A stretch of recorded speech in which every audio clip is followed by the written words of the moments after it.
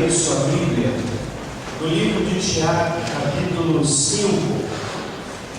Tiago, capítulo 5.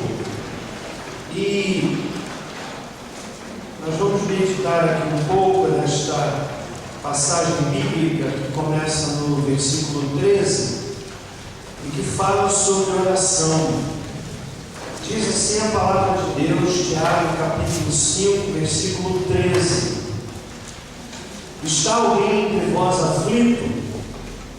Ore. Está alguém contente? Cante louvores. Está alguém entre vós doente? Chame os presbíteros da igreja e ore sobre ele, ungindo-o com óleo em nome do Senhor. E a oração da fé salvará o doente. O Senhor o levantará. Se houver cometido pecados, serão perdoados. Portanto, confessai os vossos pecados uns aos outros e orai uns pelos outros para serem curados. A oração de um justo é poderosa e eficaz.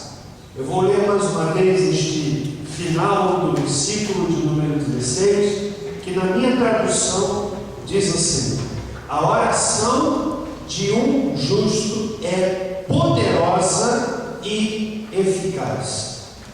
Elias era homem sujeito às mesmas paixões que nós, e orou com fervor para que não chovesse.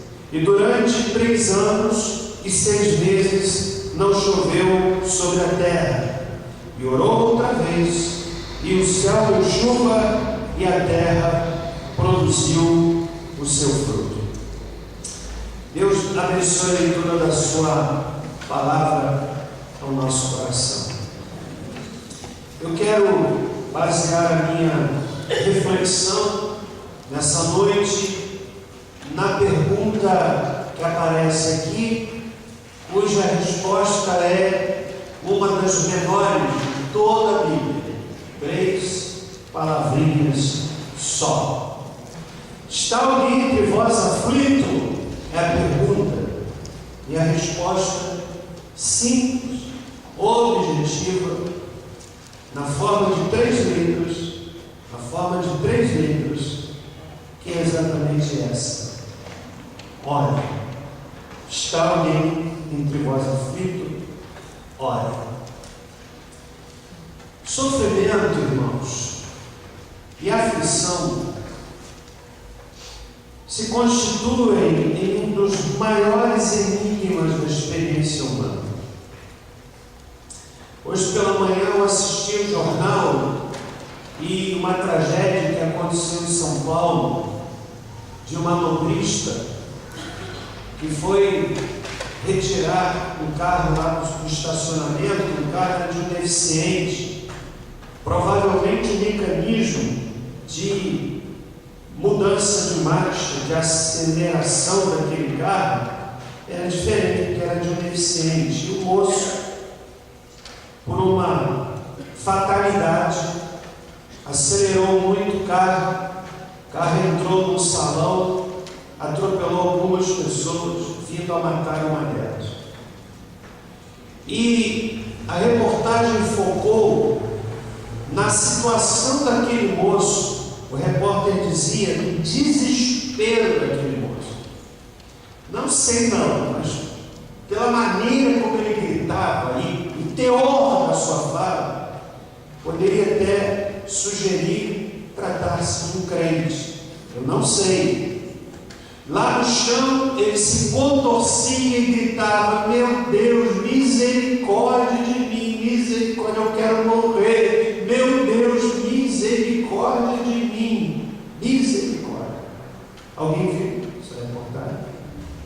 Que tragédia, que fatalidade para ele, que vai carregar para o resto da sua existência a experiência de ter tirado a vida. perda de alguém, mas também para a família que vai chorar para o resto da vida a perda de um ente querido. Dá para explicar isso, irmão? Imaginar que aquele moço ou a vítima levantaram-se de manhã, fizeram a sua higiene e foram para as suas atividades habituais e não poderiam imaginar que naquele dia a história de várias famílias seria terrivelmente marcada por tragédia. Quem de nós estaria? Quem de nós estaria? Há pessoas que passam por sofrimentos inimagináveis. Há pessoas bondosas, gente íntegra, que passa por tormentos que a gente não consegue explicar, porque a angústia, a aflição, como diz o verso 13, ela não bate a porta do homem vil, ela não bate a porta do homem perverso, ela bate a porta de qualquer pessoa. Não é pelo fato de estarmos na igreja, irmãos, que nós estamos isentos disso. A gente pede a Deus. Eu oro aqui continuamente dessa tribuna, pedindo: Senhor, livra-nos do homem mau, do homem violento. Se a gente pensar bem, na verdade, se nós assistimos muitos noticiários, os programas de fim de tarde, início de noite, são profundamente deprimentes, assustadores, porque é tanto sangue. Não é verdade? Quero até aconselhar você, irmão, não vê isso no fim do dia, porque o seu subconsciente vai levar você a pesadelo. Procure ver coisas menos pesadas. E é tanta violência que a gente fica pensando: ah, meu Deus, nosso querido que está longe, nosso querido que está perto. Se você ficar concentrado nisso, você entra em desespero. Quantos aqui têm filhos longe, estudando, trabalhando? Quantos aqui têm parentes queridos que estão longe por alguma razão? Então, se a gente ficar focado nisso, você perde o sono, entra em desespero. Aí diz assim: eu vou ter todo mundo aqui pertinho de mim, mas também não resolve, porque não é o seu cuidado, não é o seu braço, não é trazer para debaixo dos seus olhos que garante a proteção absoluta, de forma alguma. Na verdade, nós precisamos aprender a descansar no Senhor. Descansar no Senhor. Então, irmãos, falar sobre aflição é um grande enigma. O fato de vivermos um mundo afetado pelo pecado faz com que qualquer um de nós aqui possamos viver a fatalidade. Que Deus nos livre, que Deus nos guarde. Mas eu leio a experiência de Jó, por exemplo. Ele foi visitado pela fatalidade. E olha, às vezes as pessoas dizem: eu preciso ter a paciência de Jó. Talvez não conheçam bem a história de Jó, porque você está dizendo que quer ter os problemas que Jó teve para ter a paciência que ele teve. Você sabe o que é que Jó viveu? Perdeu todos os filhos, em número de 7, de uma vez só. Você quer ter a paciência de Jó, irmão? Depois, o seu corpo tomado de úlceras. E para coroar a sua tragédia, de uma mulher, e como a mulher daquela não precisava de inimigo, porque ela dizia assim: Jó, amaldiçoa Deus e morre. Ele foi fiel e Deus o honrou. Ninguém, portanto, pode colocar-se além da possibilidade de sofrer. Mas antes de entrarmos aqui no texto, eu quero dizer para você que há alguns equívocos que nós, cristãos evangélicos até, que nos identificamos com o segmento evangélico, se bem que o nome evangélico hoje está tão minado, está tão maculado, mas há alguns equívocos que muitas vezes nós temos em relação à ideia de sofrimento. Primeiro, o equívoco de pensar que o crente não pode passar por tribulação. Isso é um equívoco. Não é verdade. Não é verdade. Orar, ler a Bíblia, ir à igreja, ser dizimista, ser íntegro, dar bom testemunho, honrar pai e mãe, cuidar bem da esposa, cuidar bem do marido, cuidar bem dos filhos, tratar com respeito os pais. São deveres que são inerentes à fé cristã. Estão presentes, ou devem estar presentes. Mas eu preciso dizer, irmão, que ser um bom crente não me isenta do sofrimento. Poderia ilustrar, por exemplo, com a experiência dos nossos irmãos da igreja perseguida. Estamos aí na campanha, não é isso, irmã Cláudia, irmão Edson, irmãos da igreja perseguida,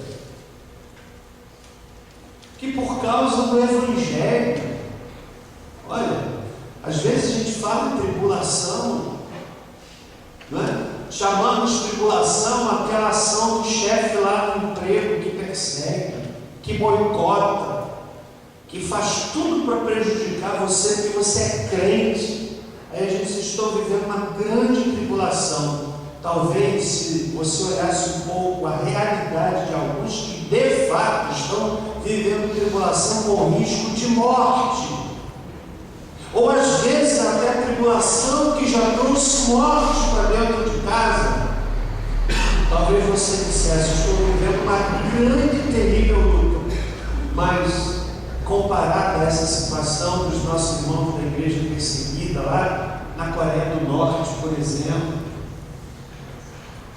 onde o Evangelho é proibido, talvez você repensasse a ideia de tribulação. Então esse é um equívoco, de que o crente não pode passar por tribulação. Segundo equívoco é de que tribulação, ou angústia, ou aflição é resultado de pecado. Tem gente que não sabe aconselhar. O indivíduo já está quebrado por causa de uma aflição, aí vem aquele irmãozinho cheio de sabedoria, não é? Sabedoria tola, ganharia mais se ficasse boca fechada, e diz assim: irmão, porque você está em pecado, conserta a sua vida. Aí o camarada já está quebrado, moído, mancando, rastejando, e vem alguém que ainda dá uma rasteira na única perna que ainda resta. Nem sempre o sofrimento é por causa do pecado. Às vezes é por causa do pecado, por causa da atitude obstinada, de rebeldia. E tem gente que vai sofrer porque é rebelde. Eu preciso dizer aqui que não tem outra forma de o Senhor, que tanto nos ama, nos fazer maleáveis. O rebelde, ele vai ser quebrado, não é porque Deus odeia o indivíduo, é porque Ele ama. Ele precisa quebrar. Precisa quebrar. Esse é um equívoco. Embora o pecado sempre traga consequências, mas nem toda aflição é fruto de pecado. Quer ver outro equívoco? Que sofrimento é falta de oração e comunhão com Deus. Você está sofrendo, você não está orando. Não está orando. Também não é verdade. Meus irmãos, poderia citar aqui tantos outros equívocos, mas eu quero ater-me por alguns minutos ao texto. Leia comigo a pergunta, ou melhor, Eu leio a pergunta e você dá a resposta. Combinado? Está aflito alguém entre vós? Não, você respondeu fraco. Vou perguntar outra vez. Está aflito alguém entre vós? Ore. Nós murmuramos, buscamos culpados, fazemos uma porção de coisas, menos do que a Escritura ensina. 3 letrinhas. Eu disse 3 palavrinhas no início? Não, 3 letrinhas. Ore. É interessante que a carta de Tiago é uma carta muito prática. Alguém chega a dizer que o livro de Tiago está no Novo Testamento, assim como o livro de Provérbios está para o Antigo Testamento. São conselhos práticos.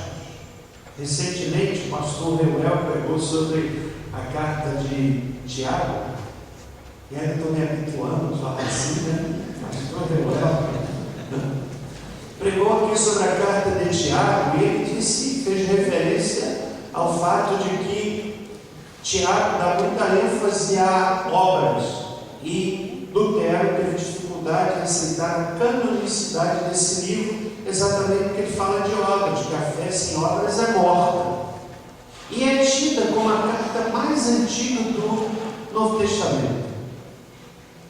Aqui nesse trecho, nesses poucos versículos, verso 13 ao versículo de número 18, por 7 vezes nós encontramos a ideia da oração, seja o substantivo, seja o verbo. Nesse pequeno trecho, 7 vezes nós encontramos referência à oração. Verso 13, verso 14, verso 15, verso 16, 2 vezes, verso 17 e também no verso 18. 7 vezes nós temos referência à oração. E eu quero então fazer desse texto a nossa base de meditação a partir de 3 perguntas. Primeiro, qual é o motivo da oração? À luz do texto. Está alguém entre vós aflito? E eu fui estudar esse texto e descobri que a palavra que aparece aqui traduzida por aflição ou aflito, na verdade, ela se refere a qualquer tipo de aflição. Pode ser de origem física, pode ser de origem material, pode ser de origem emocional e pode ser até de origem espiritual. Vou repetir, a ideia aqui, aflito, essa palavra, ela é abrangente. Pode referir-se à aflição sob o ponto de vista físico, de uma doença que nos acometeu, de uma descoberta de uma doença terrível que bateu a porta da família. Pode ser aflição na forma material, problema financeiro que corrói seu orçamento. Pode ser na forma emocional, problema no casamento, problema no relacionamento de namoro, que desestabiliza e que alguns, por falta de rumo e prumo, fazem loucura com a sua própria vida por conta da aflição sentimental ou emocional, mas pode ser também por causa de alguma coisa espiritual. O motivo que Tiago nos encoraja a orar, ele usa a palavra aflição abrangente, e o motivo para orar é a aflição, seja ela qual for. Meus irmãos e minhas irmãs, há situações de aflição nas quais a gente não pode fazer nada. Aliás, há situações de aflição que ressaltam a nossa total impotência, total incapacidade, total possibilidade de solução. O que fazer? Olha, se Tiago fala para orar, preste atenção, irmão. Tem algo sobrenatural por trás do joelho que se dobra. Tem algo sobrenatural por trás do joelho que se dobra. Orar significa essa conspiração com o céu, cujos efeitos se manifestam na terra. Então, o motivo da oração é a aflição. Está alguém entre vós aflito? Ora. Segunda pergunta que eu quero fazer ao texto é a seguinte: qual a maneira da oração à luz do texto? No verso 15 nós encontramos assim: a oração da fé. Ok? No verso 17 eu encontro uma outra expressão que me ajuda a entender a maneira da oração. Está no verso 17, quando Tiago faz referência a Elias. Ele diz assim: Elias era homem sujeito às mesmas paixões que nós. Qual é a expressão no verso 17 que nos ajuda a entender a maneira de orar? Orou com fervor. Que orar com fervor? Orar com fervor é como quem pega um cântaro de água e derrama aos pés do Senhor.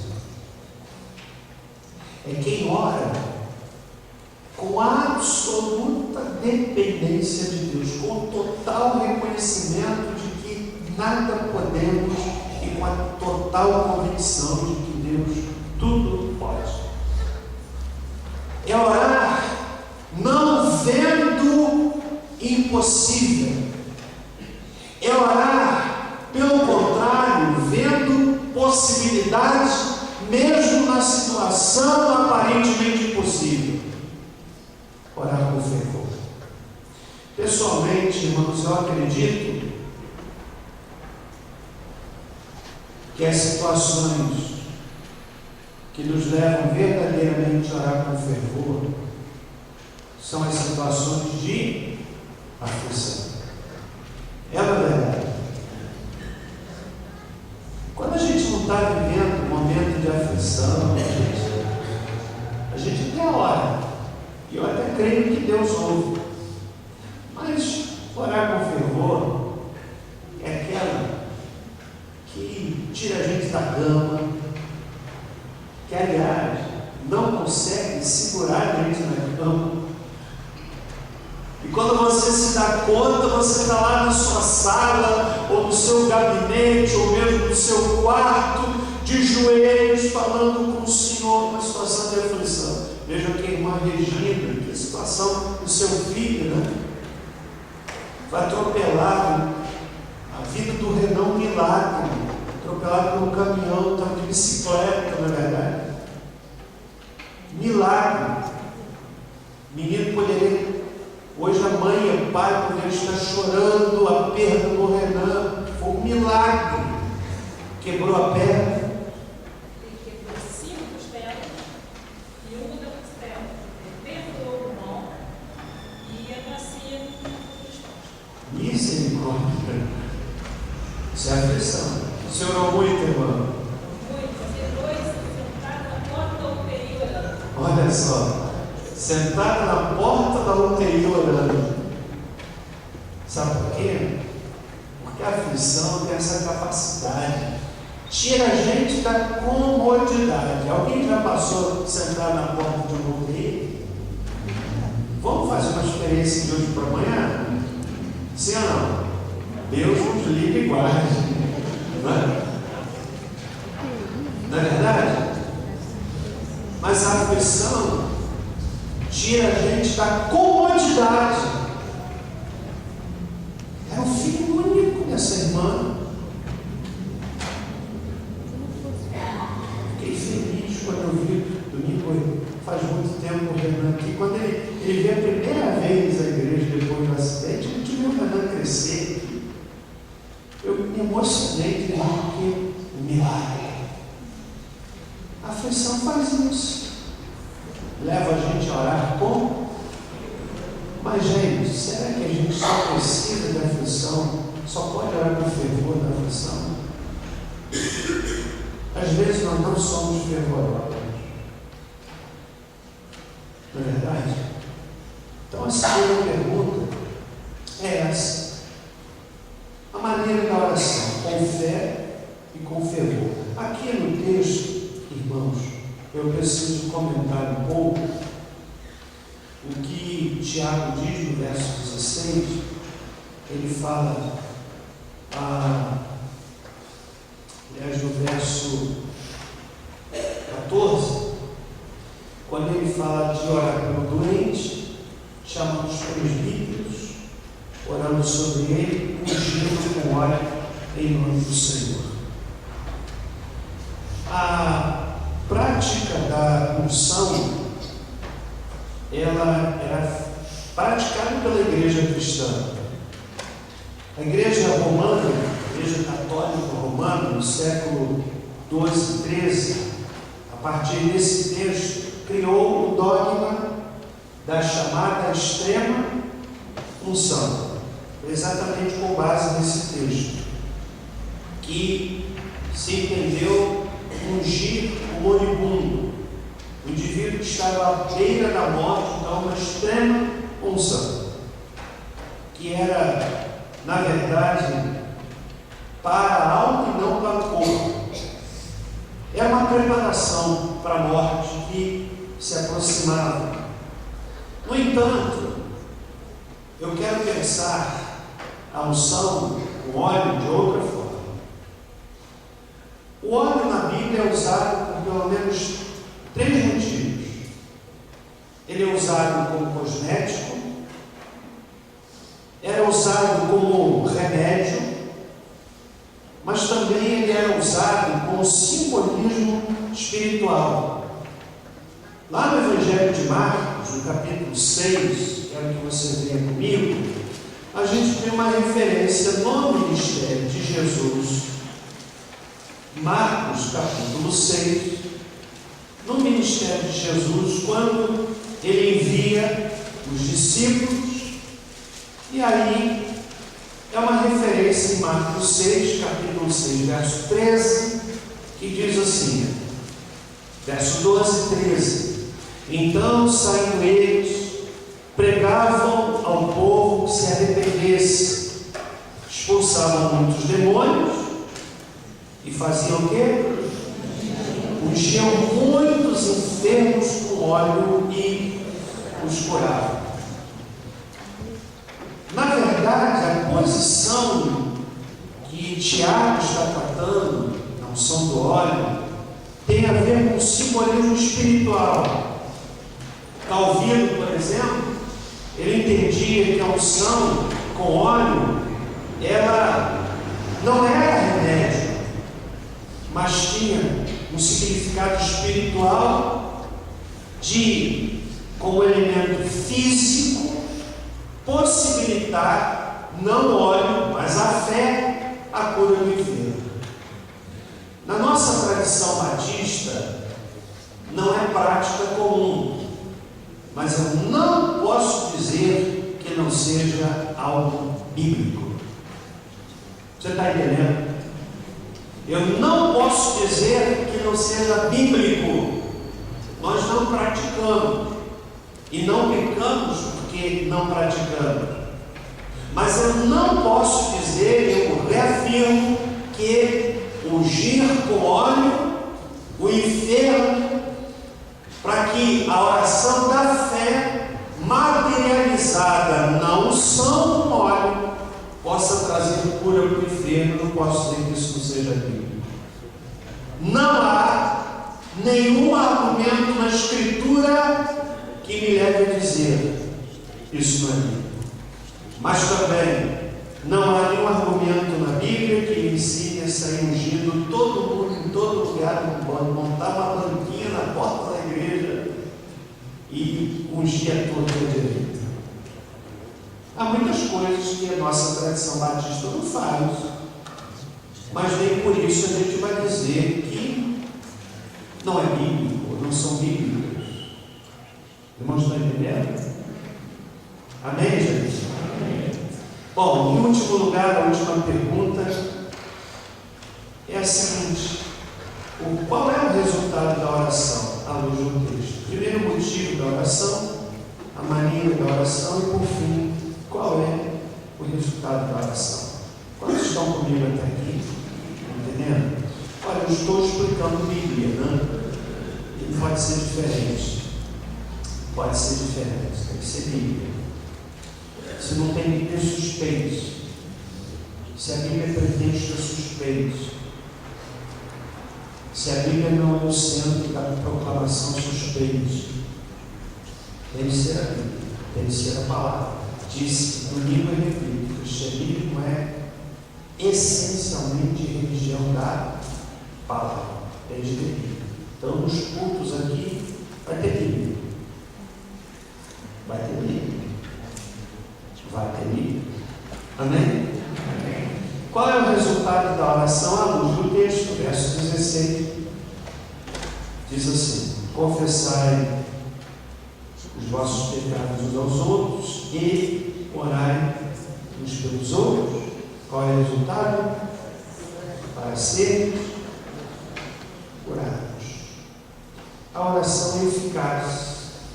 E ele cita o exemplo de Elias, que orou com fervor durante 3 anos e 6 meses, não choveu.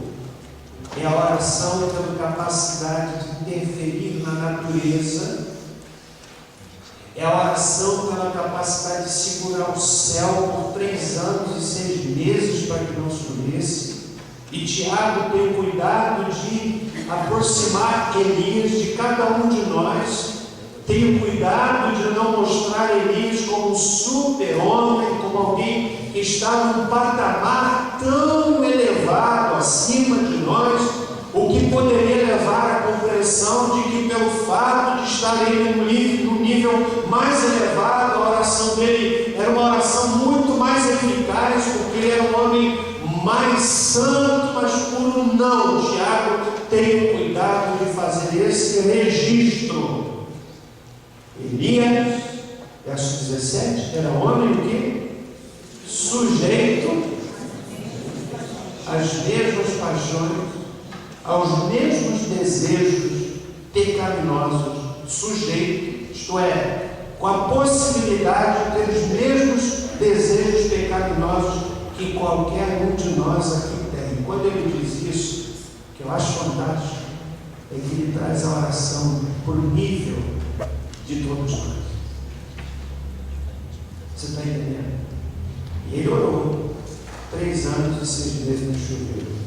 Depois orou e o céu deu chuva e a terra produziu fruto.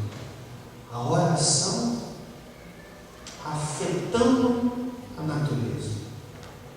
Meu irmão, tem algo sobrenatural por trás da oração. Tem algo sobrenatural. Muitas vezes a gente experimenta hoje resultados ou respostas de oração feitas há muitos anos. Muitos anos.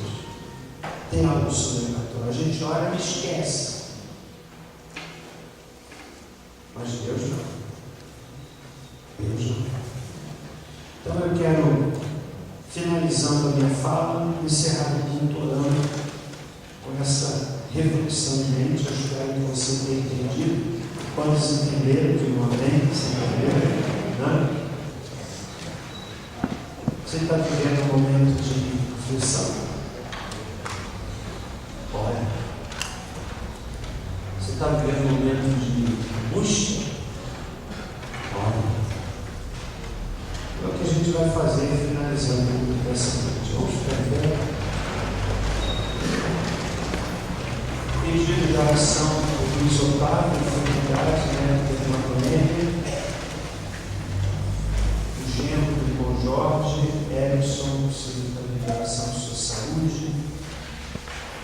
quero finalizar o culto orando por você, que de alguma forma foi alcançado, encorajado por essa palavra.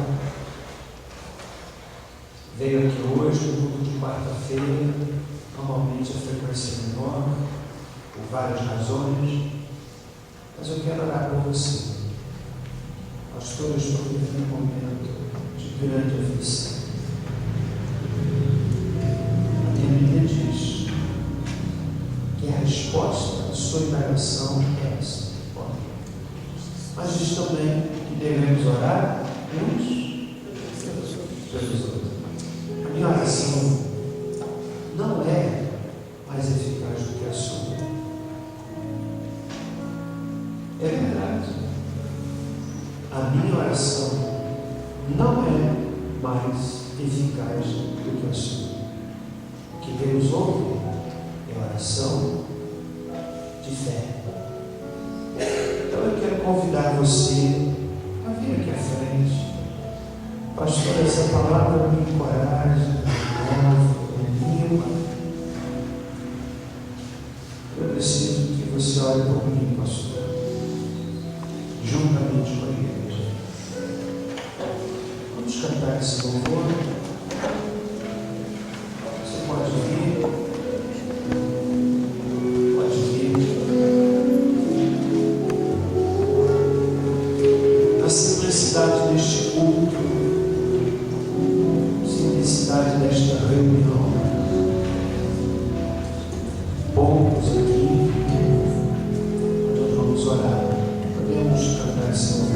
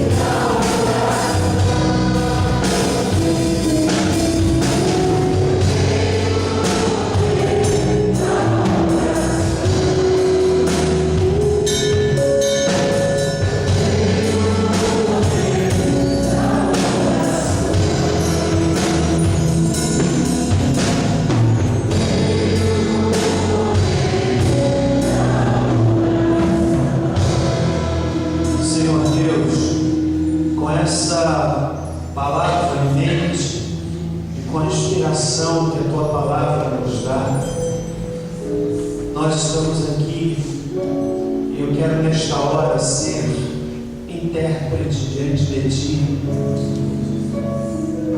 em favor dessas pessoas que estão aqui à frente, algumas delas vivendo um tempo de grande aflição. O Senhor sabe o tamanho da aflição que cada um tem vivido, uns maiores, outros menores.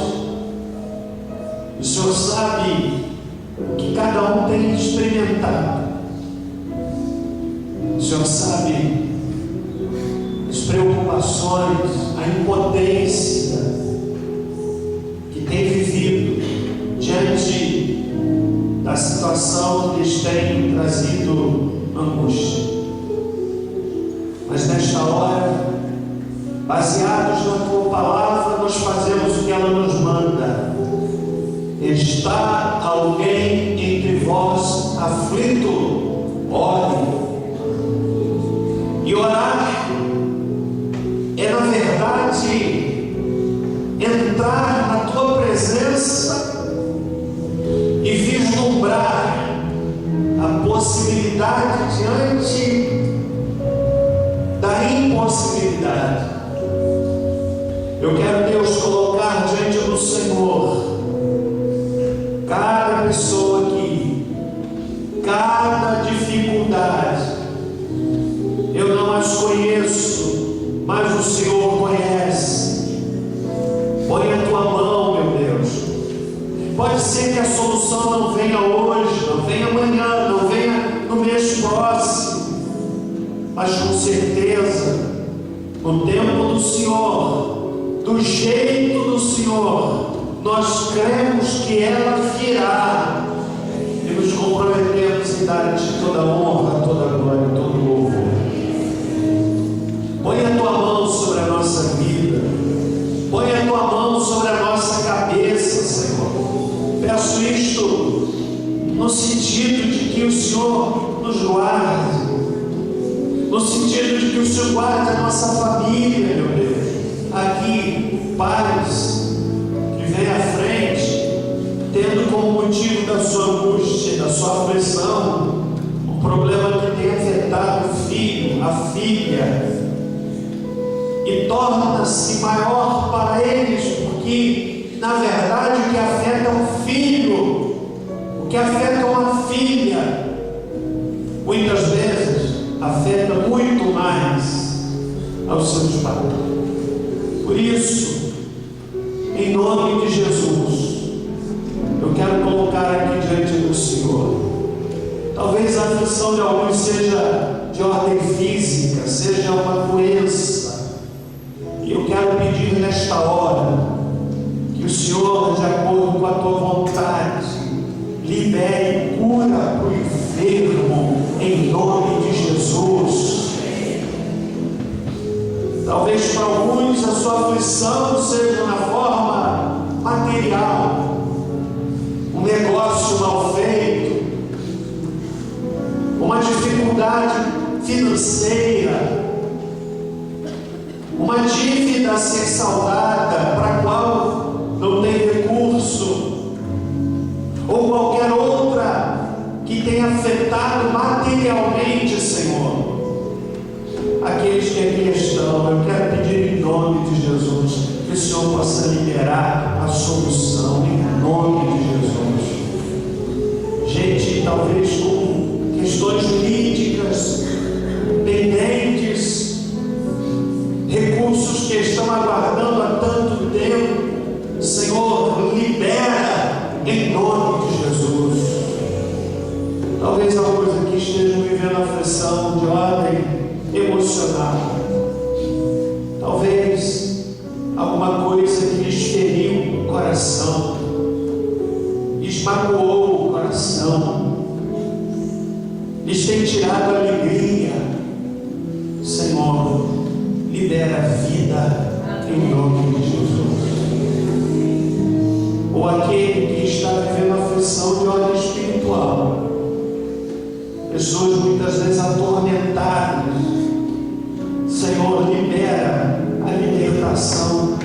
nome de Jesus. Queremos, Deus, encerrar este culto dessa forma tão simples, no entanto tão profunda, quando nos apresentamos diante do teu altar. Ajuda-nos, Senhor. Guarda os nossos passos. Livra-nos de acidentes. Livra-nos de causar acidentes. Livra os nossos queridos da violência. Aqueles que vão viajar, guarda dos perigos da estrada, Senhor. Guarda as nossas mãos, guarda nossa mente, nosso coração, para que não pequemos contra ti, Senhor. Dá-nos o restante de semana na tua presença. E que o amor de Deus, o nosso Pai, que a graça salvadora de Jesus Cristo, que a doce consolação do Espírito Santo conosco seja, e com todo o povo de Deus, pela face da terra espalhada, desde agora, para todo sempre. Amém. Querido irmão, Deus te abençoe, vai em paz.